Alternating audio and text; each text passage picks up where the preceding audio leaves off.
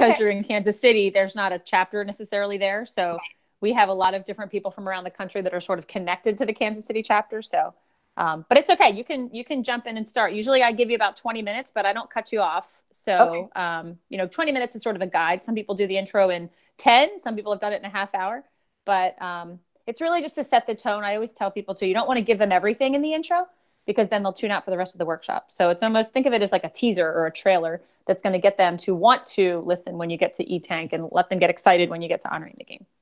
So, Okay. Well, good morning. As you all come in today, up on the screen is the sign-in for the class, and it'll ask you to pull out your cell phone and text that phone number that's on there, the number of the workshop, your first and last name, and your email.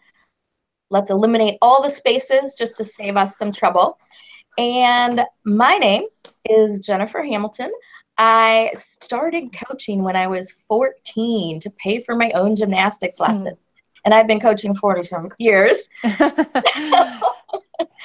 I've dabbled in coaching swimming and diving and some crossover and some yoga and some CrossFit.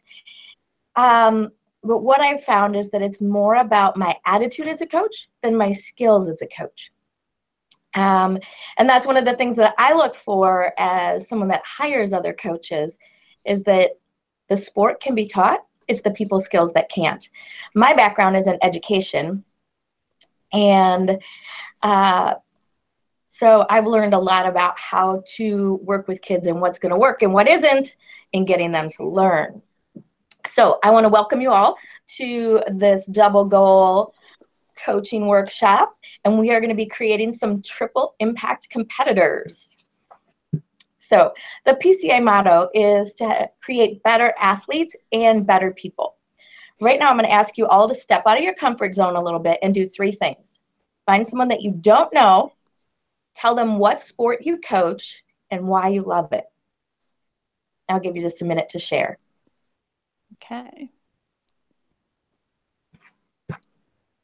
All right. Anyone feel like volunteering their background a little bit? Sure. So my name is Kelly. I coach youth lacrosse right now, 5th and 6th graders. And I love it because it was, out of all the sports that I played, it was probably the most fun sport because it was new to everybody. Not everybody can just naturally pick up a lacrosse stick and catch and throw a lacrosse ball. So I really enjoy it because it's teaching kids a skill that not everybody can do. And they can really see a rapid improvement when they can catch a ball that they didn't catch, yesterday, or they can throw a ball. And at the age that I'm coaching, I coached all the way from high school all the way down. And I really like these young guys because they get really excited over little tiny victories pretty easily. That's awesome. I love seeing that look in kids' faces. That's one of the best parts about coaching. So what does positive coaching mean, or what is the Positive Coaching Alliance? Let's get some of those biases or preconceptions out there. I think positive coaching is when coaches are just being really supportive and having fun with what they're doing and they care about the kids. I think sometimes positive coaching probably means like, you're not really focusing on the scoreboard. You're just focusing on the kids. You're not focusing on the win. You're just focusing on the kids. And I also think positive coaching is really good at a young age. But I think when you get into more competitive, higher level, that positive, being too positive sometimes is a problem too. Okay, Kelly, I want you to hold on to that thought. Everybody else, I want you to remember that. And we're going to come back to that toward the end of the workshop and see if that conception has changed at all. So the Positive Coaching Alliance was started at Stanford in 1998, for all those of you that like your statistics. And we are training 80,000 coaches annually. So as this movement gains momentum, we're coming to a tipping point. And that tipping point could be you. So PCA is the Positive Coaching Alliance. And our goal, our number one goal, is to help you develop peak performing athletes. And that doesn't mean necessarily just focusing on the soft touch lovey-dovey stuff. It may mean teaching them how to be better athletes by being better people. And that is the PCA motto. So hopefully we can get that through and enable you to see how that works in your coaching situations. So the power of positive, 25 years of research. Barbara Fredrickson is one of our favorite researchers, and she has said that the leader, one of the quotes that she's come up with in her research is that the leader is the most contagious person on the team. So you as the coach are the leader. You are the thermostat. You set the tone for that team. I don't want you to think that we're just up here, I'm just up here spewing rhetoric. There are a cadre of elite coaches and players that have agreed to form our PCA advisory panel. You may or may not recognize some of the faces on this slide of elite coaches and players, but they all wholeheartedly believe in this philosophy enough to volunteer their time on our advisory board. So now I want you to take a minute to stop listening to me and listen to each other. What is the worst experience you've ever had as a player or a coach? Just find one other person that you're sitting by and share your experience with them.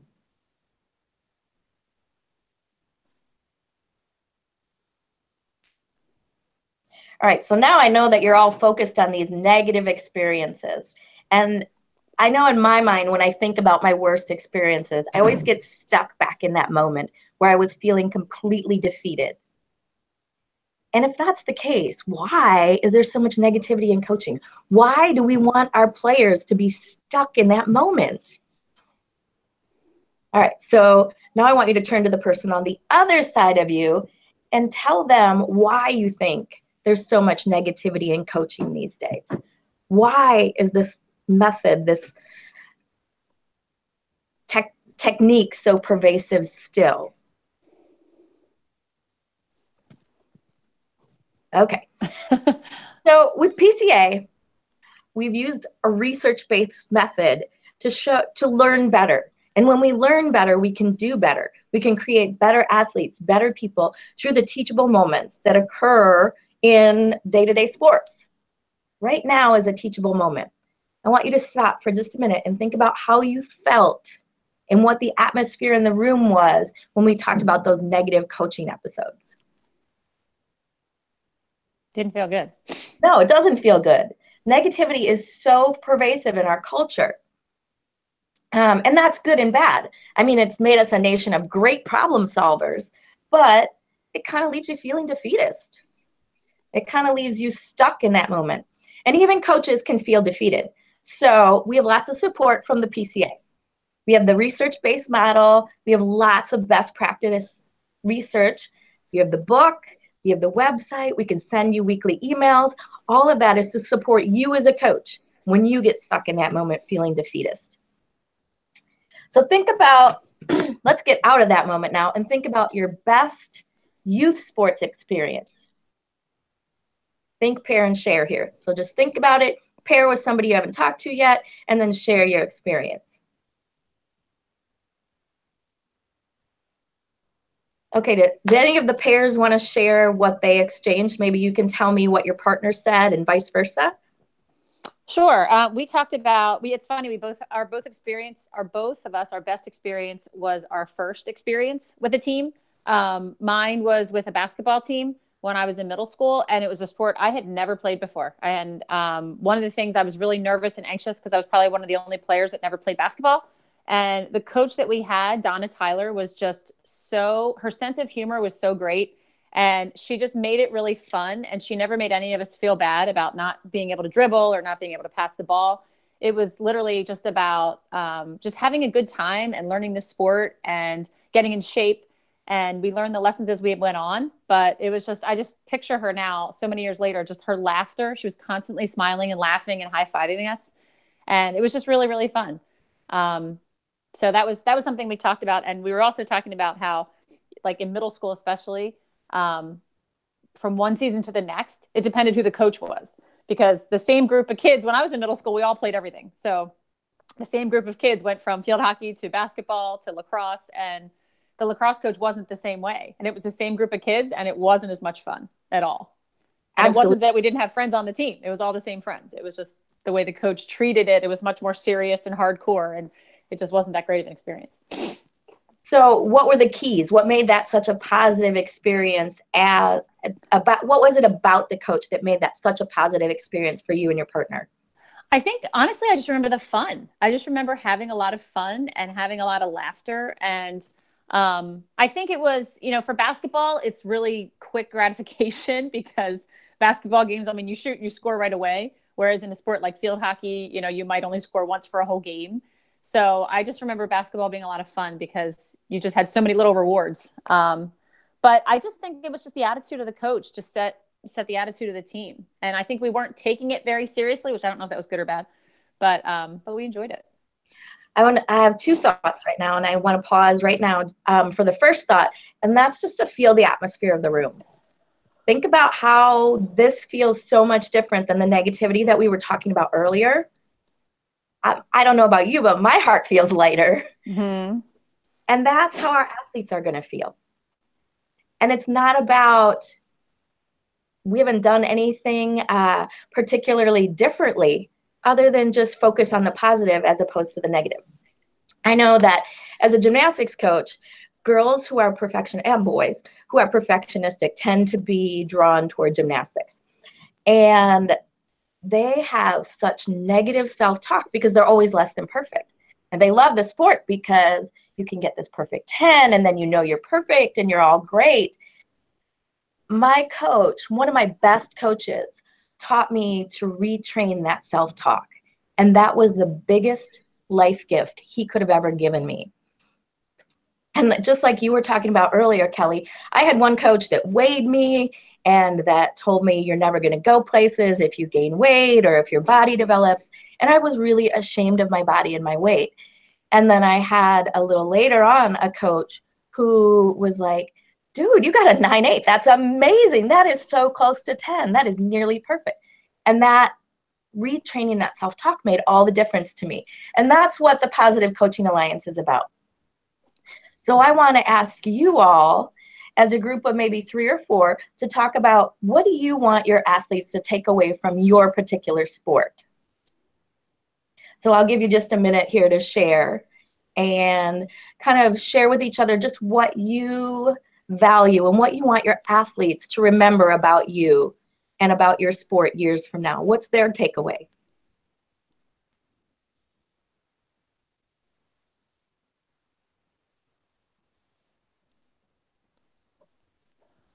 All right. Anyone want to share what their group talked about? Ruben, would you like to share? Well, we kept it pretty simple. We want them to have a fun experience where they learn and grow and that they look back fondly on it. I mean, we didn't overanalyze it. You're cutting in and out there a little bit, Ruben, so I'm going to pretend I heard what you said. The PCA model is exactly that. It's about helping the athletes feel more connected to themselves, to their team, and to the sport. One of the ways we do that, and we'll get into that a little later in this presentation, is by filling their e-tanks or their emotional tanks. We want athletes to improve their skills, and to do that, we teach about the elm tree of mastery. And we want athletes to learn to honor their sport and take that away by teaching them the integrity of honoring the game. So we're going to watch a little video right now. You may recognize this gentleman. He's a former NFL player turned coach. His name is Herm Edwards. And we're going to pause just here from me spewing at you to let him talk to you. All right. We can just pretend that it played through. Okay. Unless you want to play it. Nope, it's all good. Okay. One of the things Herm asked you is when the book of your life is written, what would it say about you as a coach? Think, pair, share.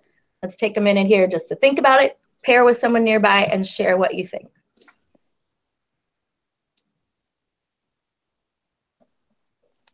I know for me, the title of my book would be Sticking the Landing, because I've had a really difficult life, and one of the things that gymnastics has taught me is that the last impression is what people will remember. And so in gymnastics, whenever you watch it on TV, they always talk about that stuck landing right at the end because it's the last impression the judges get. And I want you all to remember that there's a last impression that your athletes will walk away from you, from when they walk away from you as a coach. And what a goal coach wants athletes to walk away from them with is better athletic skills and lots of life lessons, as opposed to that win at all cost coach, where the athlete is solely focused and the team is solely focused on winning and becoming better. I'm going to pause just a minute. Someone started vacuuming out in the hallway. I'm going to make sure my door is cut. Sorry if there's background noise now. No, it's okay. So there are some times when the PCA coach winning comes into conflict with teaching a life lesson. Can you guys think of any times when winning as a coach would come into conflict with teaching a life lesson? Just shout them out. Go ahead. When your best player does something really bad and you don't want to start them and play them, but they're your best player and you need them on the team, on the field. Right. Or how about when there's a blowout game? Or Ruben, have you ever had any experiences? Well, I think there's opportunities to cheat in sports where no one will know you're cheating but you. You know, Absolutely. And if all you care about is winning, you might cheat. Oh, are you still not hearing me? You're still cutting in and out. I'm sorry. So I can hear you fine. Yeah. Oh, you can? Yeah. It may just be the vacuum outside is making it glitchy too. So what are some life lessons that kids could take away from sports? Teamwork.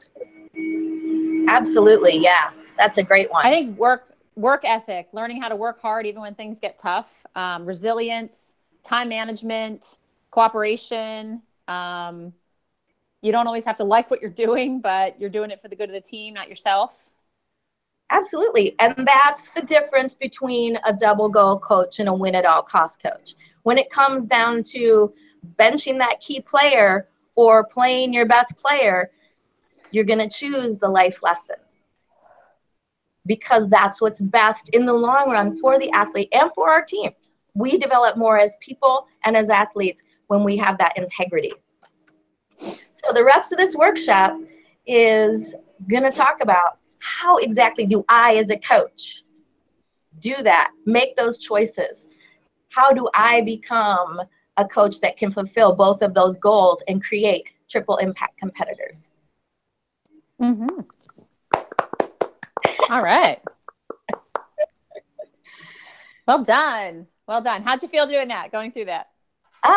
Pretty good. I use note cards because I'm like ADD. So I'm like, there's a squirrel that goes by. I forget where I'm at. But I noticed I said a lot. And I noticed like I have to pause to gather my thoughts a lot. Mm-hmm. So I think the more I go through it, the less I'll have to do that. Mm-hmm. Oh yeah, you definitely will. You definitely will. Ruben, I know you weren't on for a lot of it, so I'm just going to start with some of my feedback. I thought you were very prepared and you did really, really well. I really like your tone of voice and your demeanor. It's very friendly, but also you do have an air of like, I'm the expert, I'm the authority on this issue. And I think that's good. There's a good balance there that you have. So I thought that was really great. I could tell that you were reading, which is something that we really do encourage trainers to not use note cards and use the slides as sort of the memory prompters instead of having things written down. I had note cards, I think the first time I did it, and they ended up distracting me more when you're in a group of so many people, because I was like, oh my gosh, if I didn't flip the cards. And I learned to just, find triggers on the slides to help me keep moving through. So when you have control of the slides, when you're clicking through them yourself, that's usually easier to do. I used to even write little, I would actually write on the PowerPoint, like my field hockey coach's name was Clipsham was her last name. And I wrote Clip in the bottom of one of the slides, and that triggered me to tell the story on that slide about her. And nobody noticed it was even there, but it was something that I needed. Sometimes I even had like the bottom of the slide before the Herm Edwards video. Mm-hmm. I would say like Herm's next. Like I would put it on the bottom of the slide so that I looked like, because I didn't have the view on my PowerPoint to be able to see what slide was next. So right. I would say, and next we're going to see this video from Herm Edwards. Click, there's the Herm Edwards video. So I think that's definitely more helpful when you're not, looking down at cards. Mm-hmm. But I really liked a lot of the things that you said that weren't part of the PCA script. I think all the things that you talked about, your attitude, your skills, educational background, I loved the way that you asked us to talk about the sport and why we love coaching it. I mean, I think that's such a great question to ask right up front. Like, why are you all here? Why do you do what you do? And to come back to that throughout the workshop, I think is really important. You know, I had a trainer last week say, I know you all didn't sign up to be coaches because you love being angry with children. Yeah, I mean, I just thought that was such a great line because so many of us get angry with children as part of our coaching job. And that's not why we took the job in the first place. So I liked the way you did that. And you were very particular about, I could tell you did your homework. You were very particular about, you know, these are annual numbers and just the things that you said. I appreciate the effort that you put into knowing the details because not everybody does that, unfortunately. So that did not go unnoticed. Couple suggestions that I do have when you get to the text to sign in slide, that's actually a really important slide for a couple different reasons. Number one, it gets everybody signed into the workshop, but it also, and if the coaches don't sign in to the workshop, if we don't make a hard sell on that, we're cut off from them for the future. So that's really the only way that we have to be able to, number one, see who's there at the workshop and give them credit for being there. One of the things that you need to tell the coaches is that they will receive a certification card emailed to them that says they are now a certified double goal coach, which they like, and it gives them credit for being there. It also helps us to measure our impact on coaches around the country. So that's good for some people that really like that part of it.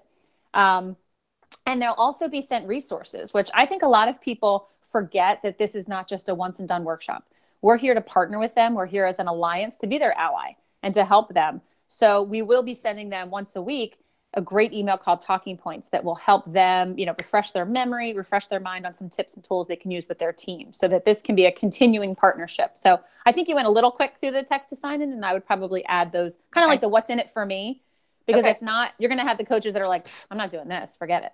So just incentivize that a little bit more in telling them this is why it's valuable to sign in. So I thought that would be an area to improve on. The other one, some of the quotes, a lot of the times the coaches like the quotes.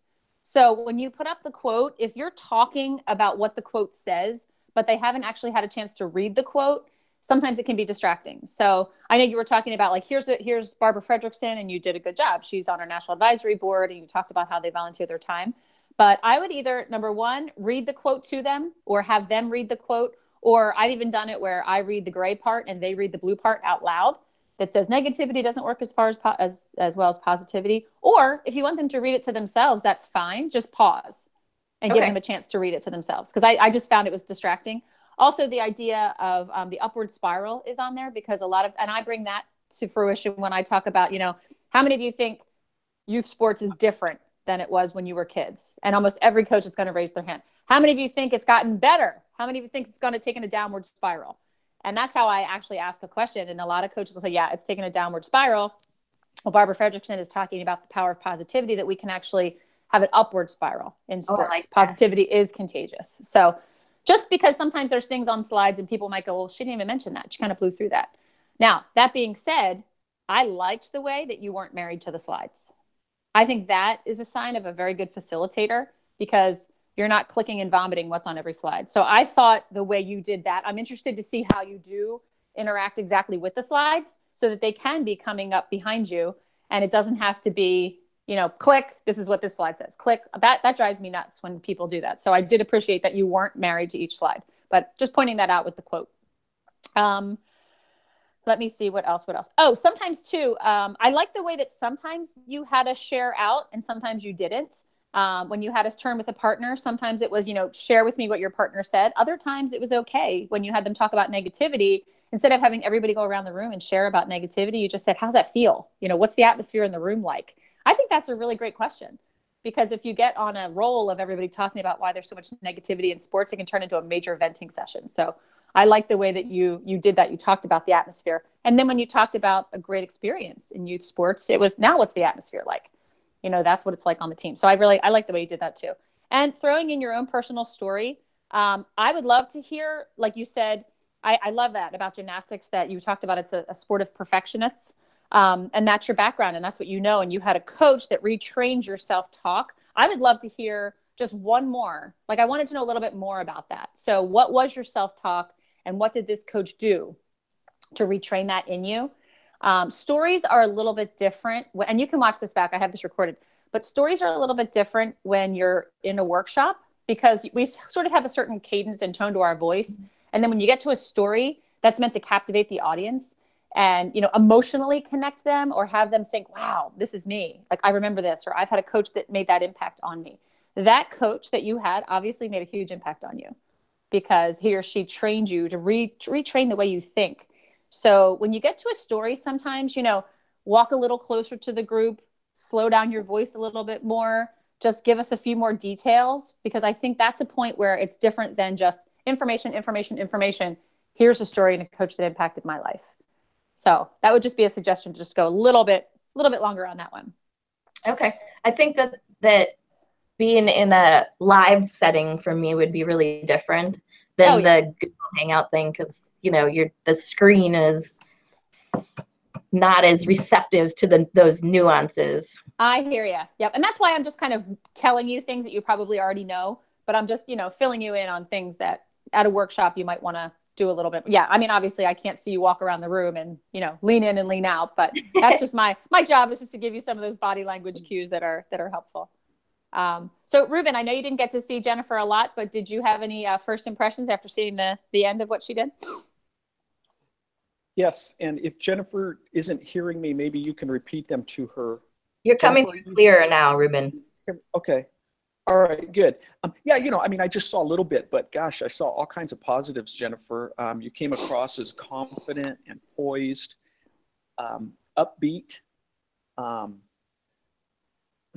Even when you said, gosh, I had a hard life, you know, yeah, you have an upbeat, positive, I think, presentation of yourself.